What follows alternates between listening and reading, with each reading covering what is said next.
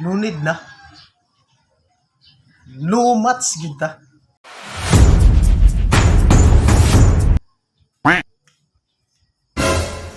Bus. Bus yellow.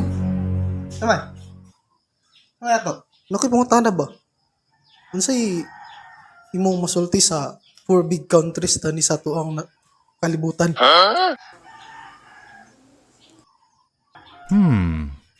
Para sa kuha ba? Para lang sa kuha ha.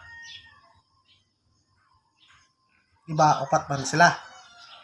Una ang USA, China, Russia o Germany. Para lang sa kuha. Kana nga four great power ba? Dili na sa mao nga ranking. Para lang sa ako. Di na sa mao. Hindi totoo yan. Ang maingon nako sa Pilipinas, no need na. No mats gid ta. Munang sakto tong gibuhat ni Presidente Digong sa una. Tong issue sa China. O gid sa ni sukol. Luoy kita. Di yun ta magmats. Bola lang yan. Anong nakaingan ko? Okay, sampulan ta ka. Sa statistics ba? Rate 1 to 10. Ang USA, na sila yung power nga 5.6. What? 5.6. Sa ranking sa 1 ug 2 karon. Ito gid dapat ang USA. Ang China magsunod yun sa USA. Kaya ang power sa China 5.1 raman. Pwede na. 5.1 ra. Tapos ang ikaupat nga which is Germany dapat mo number 1.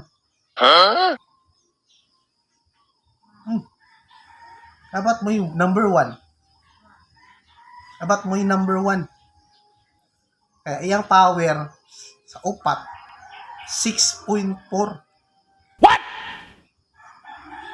Ing ana iyang power.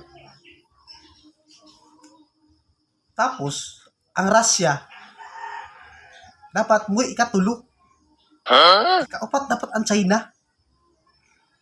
Kaya ang power nga rate sa statistics sa Russia 5.2. Mas taas ba sa China? Ano na tinuod? Tinuod na. Tapos kita Pilipinas average rate na nato sa power 4.3 ra. Gago!